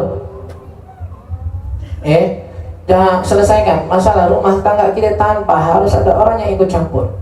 Kalaupun harus ada, cari orang-orang yang selesai cari orang-orang yang adil dalam permasalahan kita, nggak membela yang A suaminya, atau nggak membela yang B istrinya. Biasanya dari orang luar, yang nggak ada kepentingan dalam dua orang ini nih, nggak ada kepentingan kepada anak laki-lakinya, nggak ada kepentingan kepada anak perempuannya. Tapi kalau kita ceritain kadang-kadang masalah bini kita ke orang tuanya, belum tentu juga ada orang tua yang hatinya bersih. Akhirnya ngebilangin anaknya, jangan begitu sama laki lo, taatin, ikutin. Nggak, belum tentu begitu semua. Ada yang mana dibalikin, perasaan anak saya waktu saya nggak begitu sama kamu aja, begini sekarang nih gitu. Enggak, udah mendingan dari orang luar. Dan selalu kita bilang, yang paling cocok jadi penengah guru kita, atau minimal seorang ulama yang punya ilmu, yang menilai sesuatu dengan pandangan agama, bukan dengan perasaan. Jadi kalau kita mau tahu yang benar, ya sekali lagi, kalau kita mau tahu yang benar dan berkah cara nyelesain ini, agama yang nyelesain, bukan dengan perasaan. Kalau dengan perasaan itu nggak bakal benar nih. Semua ngerasa capek. Ini kita nggak bisa gerak juga ya. Lu nya kegedean.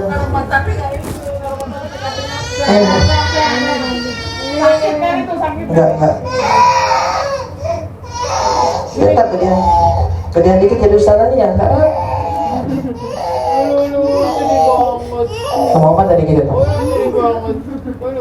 Pokoknya itu, jangan ada apa? Oh enggak, kalau kamu nyelesain masalah pakai solusi dari agama. Mau tahu yang benar yang gimana? Mau tahu misal gitu, mau tahu apakah si laki-laki ini benar sekarang ya? Apakah si perempuan ini benar perempuan matre yang cuma bisa tidur doang ngabisin duit laki? Ya, apakah si laki ini justru yang patriarki yang cuma bisa nyuruh perempuan? Agama yang jawab, jangan kita. Kalau kita yang jawab, laki patriarki bisa nyuruh doang, lu ini segala macam, nyari duit, nyuruh. Balikin ke agama bilangnya gimana? Ya ke perempuan enak sebiniannya di rumah tidur, mulu kerjaannya, main handphone jajan. Balikin ke agama bilangnya apaan? Kalau bilang ke kita, udah capek nih ngurusin anak, ngurusin rumah ini segala macam, ya lagi sama, aku udah panas-panasan di luar, dimarahin bos, ada semuanya capek. Tapi kalau menyelesaikan semua dengan menyelesaikan, pengen mengutarakan rasa capek, siapa yang paling capek? Enggak, semuanya capek. Dan kalau melihat dari mata kita, pasti kita ngerasa yang paling capek. Capek yang mana bang ngurus anak? Capek yang mana yang suruh lembur? Capek yang mana yang tiap hari masak ke warung, ke tukang sayur? Capek yang mana yang tiap hari bolak-balik 4 jam di atas motor macet-macetan? Wah, capek yang mana aku masukin adu nasib juga lu. Ngomong ini capek enggak ada selesainya. Makanya kita bilang balikin ke agama, dan mohon maaf, jangan berpanutan, jangan bersandar gaya hidup rumah tangga kita dengan sosial media, jangan. Ini enak tuh bang, lihat kayak gitu tuh bang, tuh kan lihat tuh laki gitu, bininya mah enak tuh, cuma tinggal makan doang, tinggal ini, mau apa aja dikasih bang. Lu kayak gitu temuin dulu dong. Kalau penghasilan tuh orang 10 miliar, penghasilan lu 10 juta kan beda. Tuh lakinya bilang dulu kayak bini tuh kayak dia tuh, bisa begini. Naik motor sendiri, pulang kampung jauh sendiri naik motor gitu. Mungkin bini yang tuh modal mantan atlet balap, dia bisa naik motor sendiri yang jauh. Jangan sampai dengan bini kita yang dari awal dianterin dulu. Udah kita tahu bini kita, nggak usah disampaikan dengan gaya hidup orang. Kita tahu suami kita, jangan hidupin dengan bantuan orang, nggak ada yang kelarnya. Akhirnya bikin capek kita sendiri. Mendidik anak perempuan dengan benar, yang tadi itu yang kita bilang pokoknya intinya nikah tuh selesain berdua. Kalau nggak selesai dengan orang yang ada posisinya adil di tengah-tengah, nggak membela suami atau istrinya. Yang ketiga baru boleh itu curhat silang, bahasa orang muda itu curhatnya silang. Laki ke mertuanya, bini ke mertuanya buat minta bantuin ngasih tahu anaknya. bukan dijelekin. Dan adu ke mertuanya, wah apaan saya nyesel nikahin anak ibu, ya ngamuk emaknya. Bilang, Bu mohon maaf, ini anaknya saya udah bilangin banget suruh sholat, susah banget sholatnya, udah 5 menit atau 10 menit sebelum adzan baru sholat. Akhirnya kasih tahu kalian mau ibu bapaknya lebih dengar atau masih didengar, bilangnya begitu. Bukan rata-rata ngejelekin, bu cuma nikahin anak ibu kayak nikahin ahli neraka. Pakai kerudungan, gak sholat, baca Quran kagak, zikir kagak, bingung saya panas di rumah jadi anak ibu tuh gitu. Ngamuk emaknya. Ngomong apa yang kurang dari dia, minta bantuin buat nasihatin, bukan dengan begitu. Itu 3 tuh. Yang lain jangan. Punya ilmu agama enggak, ya kan? Masuk dari anggota rumah tangga kita enggak, suami istri ada yang ketiga enggak, ya. Dia guru punya ilmu agama enggak. Ya, masuk dari orang tua dan keluarga yang bakal menghargai pernikahan kita apa enggak usah dicurang mereka, jangan. Mereka enggak punya kepentingan sama sekali dalam rumah tangga kita. Bukan suami istri yang menikah, bukan guru yang pengen ngelihat muridnya yang pengen akur-akur aja sama bininya, bukan orang tua yang pengen anaknya akur aja sama pasangannya. Selain mereka jangan dicurhatin. Yang ada cuma ngomong lagian, dibilang dari itu jangan nikah sama dia, lagian lu sih masih mau aja, lagian aduh makin panas jadi. Yang mendidik anak perempuan dengan benar itu bisa menjadi jalan ke surga. Tapi bagaimana jika anak suka berkata kasar dan saya bersikap tegas agar dia sadar kesalahannya? Ada yang bilang anak sebelum SMP belum bisa bedakan salah dan benar, jadi jangan terlalu tegas, cukup pelan-pelan. Nah ini sama Nabi ke Sayyidina Hasan sama Sayyidina Husain itu ditepok badannya.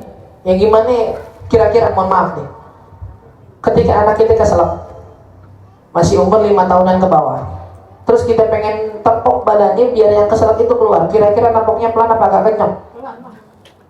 Keselak, dia keselak pasti ya kencang lah, nggak pelan, diusap-usap keluar, ketelan malah.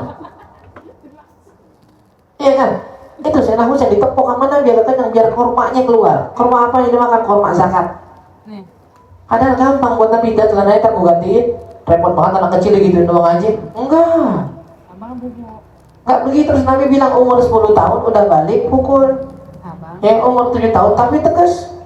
Ya Abdullah bin Husain bin Thahir dididik sama bibinya 9 tahun ngomong kasar disiwakin giginya sampai berdarah. Tapi emang cakap pendidikannya. Pas berdarah dibilang tuh lihat tuh, gara-gara kata kasar tuh Allah marah jadi berdarah kan. Jangan kalau kita yang mau ngeliat orang lain anak-anaknya lembut banget. Enggak, emang dasar anaknya dibilang sekali dengar. Anak lu mau dilempar dari lantai 3 masih kabur-kabur juga. Mau gimana Ustaz? Udah atur aja. Yang penting kalau mau pakai pukulan, mohon maaf, lihat aturannya dalam agama gimana? Kalau tahu aturan dalam agama buat memukul gimana, ngediemin gimana, nggak ngasih makan, serah. Saya Abdullah bin Husain bin Thahir kalau nggak sholat jamaah nggak dikasih makan malam sama orang tuanya. Kalau kita bilang bangetan banget masalah sholat jamaah doang aja, ya pakai nggak dikasih makan kan sholat jamaah sunnah dan fardu kifayah. Yang wajib kan yang penting sholat isyanya. Dia udah sholat isya, cuma nggak jamaah doang, nggak dikasih makan. Mau gimana? Udah anak-anak kita. Ya kalau kita bilang nih, ya Habib Ali, ya bilang kurang mana sedap, saya tengok. Jangan ingat yang pernah beliau cerita ya. Yang waktu beliau ketahuan merokok sama walid abahnya, disundutkan sama abahnya. Ya Habib Umar bin Abdurrahman Segaf, ini cuma 20 tahun doang gitu. Ngedidik anaknya sampai digantung kebalik. Sampai digantung kebalik dalam masalah ngedidik tepat waktu pulangnya. Dia bertanya tanggung jawab di hadapan Allah. Biarin urusan dia, ngapain urusan anak orang kita ikut campur? Ya, dan ngapain urusan anak kita serahin ke omongan orang, mau ngapain? Biarin dong, jangan begitu, belum balik, terserah urusan kita. Yang penting kalau kita berlebihan siap tanggung jawab di mata Allah, siap tanggung jawab di mata negara. Gak usah pikirin omongan orang. Gimana cara kita yakin kalau dia itu jodoh kita? Gak ada yang bisa mastiin siapapun orang di hadapannya sebagai jodohnya. Karena buat kita jodoh adalah yang ketemu balik di surga. Gak ada yang bisa mastiin siapa enggak. Yang cuma bisa kita tahu adalah mencoba memilih kriteria pasangan seperti yang dianjurkan sama Nabi. Nyampe surga, nggak nyampe surga, mau nyampe surga, habis mau nyampe mampang, terserah. Yang penting ketika kita milih sesuai dengan apa yang Nabi suruh, udah. Selebihnya nggak tahu, mau tuh bilang tadi mau cerai, mohon maaf tadi begini, ntar kita meninggal duluan, dia meninggal duluan, dia nikah lagi, ya atau dia meninggal duluan, kita nikah, nggak dia tahu. Tugas kita cuma menjadikan rumah tangga, pernikahan kita sebagai jalan baru mencari ridha Allah. Lebihnya jangan. Kita nikah mau ngapain? Misal mau nyari pahala tambahan. Dengan apa? Dengan berbakti sama suami. Ini bukan mikirin, ntar kalau gue mati lu kawin lagi, awas ya. Mau ngapain emang? Ya kan, lu mati umur gue udah 65 misalnya gue orang alam nikah. Kalau udah lu mati umur gue masih 28, baru nikah 3 hari, meninggal bini, lakinya gak boleh kawin lagi. Mau ngapain? Menongkrong aja, patung pacaran situ. Kan gak mungkin. Enggak, udah makanya jangan mikir begitu, jangan. Bayi baru lahir yang meninggal, apa perlu disolatkan, apa boleh langsung dikubur? Pak, sholatin, mandi. Kalau udah lahir bagus semuanya keluar seperti manusia, udah sholatin, mandiin, kuburin. Nggak ada yang nggak disolat. Kalau sedikit apa namanya keguguran, iya. Tapi kalau udah jadi keluar manusia sama. Ikal kabir kali Imam Romli, seperti hukum orang dewasa yang hidup, dimandiin, dikapanin, disolatin. Apa perlu dibikin pengajian 7 hari kayak orang dewasa? Nah ini baru. Orang-orang yang anak kecil yang meninggal, mereka langsung digapai sama Allah, sama Nabi Ibrahim, dibawa ke Allah, jadi wildanun mukhalladun kan. Jadi anak-anak yang abadi yang menunggu orang tuanya di pintu surga. Ya makanya ketika doa anak-anak itu doa Allahumma ghfir lahu warhamhu itu cuma apa ya? Cuma rutinitas doang, bukan rutinitas. Semuanya udah emang udah setelannya begitu. Iya udah formalitas doang gitu. Allahumma ghfir lahu warhamhu ada doanya gitu ya kalau jenazah ya. Kalau perempuan Allahumma ghfir laha. Kalau ngedoain anak yang belum balik, Allahumma ghfir lahu itu formalitas doang. Belum ada dosanya. Makanya ada doa tambahannya Allahumma tsaqil bihi mawazina walidayhi waj'alhu lahum maghfiratan wa salaman wa dhukhran. Jadikan mereka nih, si anak-anak ini sebagai bekal orang tuanya, tabungannya, penyelamat mereka, pemberat amal ibadah mereka. Belum filmnya mangga. Dijadiin 40 harian mau ngapain? Kita berharap 7 harian, 40 harian, 100 haul buat kita yang dewasa yang banyak dosanya. Makin banyak undang orang biar makin banyak yang doain nih. Tapi anak kecil mau ngapain? Kalau anak kecil sambutan keluarga pakai tasyid, kalau seandainya anak saya punya hak ini segala macam, enggak ada. Masih baik, punya hutang apaan dia? Nggak perlu ada begitu-begituan, kecuali memang udah umur 10, 11 yang mungkin udah bergaul sama orang tuanya main orang tuanya nggak tahu, mungkin pakai gituan. Tapi kalau masih di bawah yang belum main kemana-mana, nggak usah pakai tasyid, nggak ada yang perlu disaksikan orang baik dan anak kecil mah gitu. Jangan orang Islam dari keturunan non Muslim yang meninggal sebelum balik masuk surga. Sebelum balik mereka itu punya tuntutan mencari tahu agama Islam setelah balik. Sebelum balik mah enggak, sama atfalul kafirin yadkhuluna jannah, kata Pak Kalimah Banjuri. Anak-anak orang kafir itu masuk surga. Wallahu a'lam. Terakhir soal 17-an nih. Ya kan? Ada lomba-lombanya kan? Mohon maaf. Tolong dijaga tetap batas rasa malunya dan syariatnya. Tetap dijaga rasa malunya, syariatnya jaga. Yang jadi panitia, yang mau ikut lomba, hati-hati dengan baju pendeknya, celananya, yang penting seragam ngapain? Ente maksain pakai seragam panitia biar kelihatannya bagus, kompak sama dia. Saat pakai itu seragam yang mohon maaf pakai kaos, ngasih lihat lekuk badannya apa segala macam dari pagi sampai sore, Allah murka mau ngapain? Jangan pakai, jangan dibiasain alasan setahun sekali seru-seruan terus berbuat dosa, jangan. Kita nggak mau bilang, wah lomba sia-sia tuh, enggak. Ya kalaupun ada yang ikut lomba yang buat pas perempuan-perempuannya yang normal-normal aja silahkan. Kalau yang udah kayaknya hilang hasyamahnya, hilang rasa malu perempuan itu jangan ada. Ya kalau mau ikut saat gerak jalan, boleh nggak? Boleh. Baik dari Jakarta ke Pandeglang, silakan sana. Udah ikut sana, ikut nggak usah balik lagi, nggak usah balik udah mendingan gitu. Ya tapi kalau wah nih setelin lagu joget perempuan yang nonton laki semua, seru-seruan saat ketawa, aduh jangan deh. Yang gitu-gitu kurangin udah. Buat kita yang udah ngerti agama udah kurangin. Yang lain aja lomba-lombaannya. Lomba masak misal gitu. Lomba angkat galon misal gitu. Lomba ganti gas, lomba marah ke laki gitu kan. Lomba ini nggak apa-apa deh. Tapi kalau yang lain-lain begitu yang tadi joget tengah-tengah orang ini pakai baju panitia pendek, aduh. Bedain. Bedain hasil ngaji kita, bedain. Kalau ada orang bilang, ini orang semenjak ngaji sekarang, ini gara-gara ngaji bahasanya, gara-gara ngaji sekarang belah udah. Nggak mau jadi panitia, nggak mau pakai baju seragam, kalau lomba pakai baju panjang, ini gara-gara semenjak dia ngaji tuh enggak. Jangan pernah bilang gara-gara ngaji, Justru ini hasil ngaji kita sekarang kita paham agama jadi begini. Kalau kita bilang gara-gara ngaji kayaknya konotasinya jelek banget. Gara-gara ngaji ninggalin maksiat malah dibilang jelek. Enggak, justru hasil ngaji itu kelihatan di situ. Kalau udah ngaji tahun-tahun berbulan-bulan masih setelin lagu, tengah-tengahnya balon joget laki perempuan, kadang bukan lakinya bukan bininya. Mau ngapain? Jangan. Ya kurang-kurangin. Ya biarlah ya anak-anak kita yang remaja, apa anak-anak kecilnya yang lomba dah. Ya orang tuanya kalau lombanya tersisa begitu doang enggak usah. Ya, jangan menghilangkan rasa malu kita, syariat kita cuma dengan alasan ya kemerdekaan, seru-seruan setahun sekali. Walau anna ahlal qura amanu wattaqau la fatahna alaihim barakatim minas sama wal ard. Kalau pengen negara inti berkah, kampung inti berkah, syaratnya iman sama takwa kata Allah, bukan justru melahirkan sesuatu yang melanggar syariat. Ya dan sekali dan tambahan, ya kalau ntar ada malam istighosahan, malam tasyakuran, doain negara kita sama doain pejabat kita, sama doain kita sebagai rakyat nih. Jangan cuma doa, ya Allah mudah-mudahan ya para pejabat kita, presiden kita, menteri-menterinya dikasih kesadaran, jangan sampai zalim, jangan sampai korupsi, jangan sampai kita doain kita rakyatnya doain nggak? Kata Sayyidina Ali, kenapa di zaman saya banyak pemberontakan? Bukan karena khalifahnya, rakyatnya ini yang nggak benar. Bisa jadi kita juga yang kurang benar sebagai rakyat.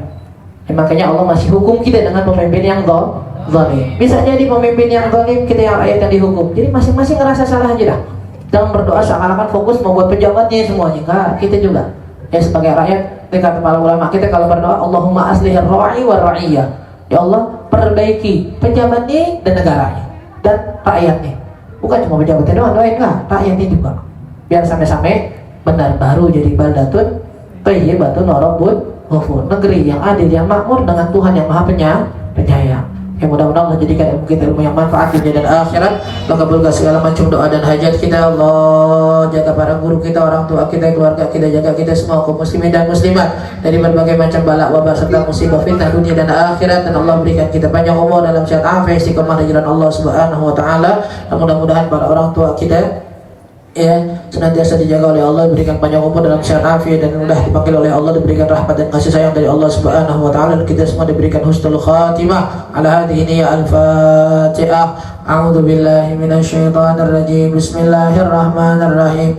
Alhamdulillahi rabbil alamin arrahmanir rahim maliki yaumiddin. Iyyaka na'budu wa iyyaka nasta'in ihdinas siratal mustaqim siratal ladzina an'amta 'alaihim ghairil maghdubi 'alaihim waladdallin amin.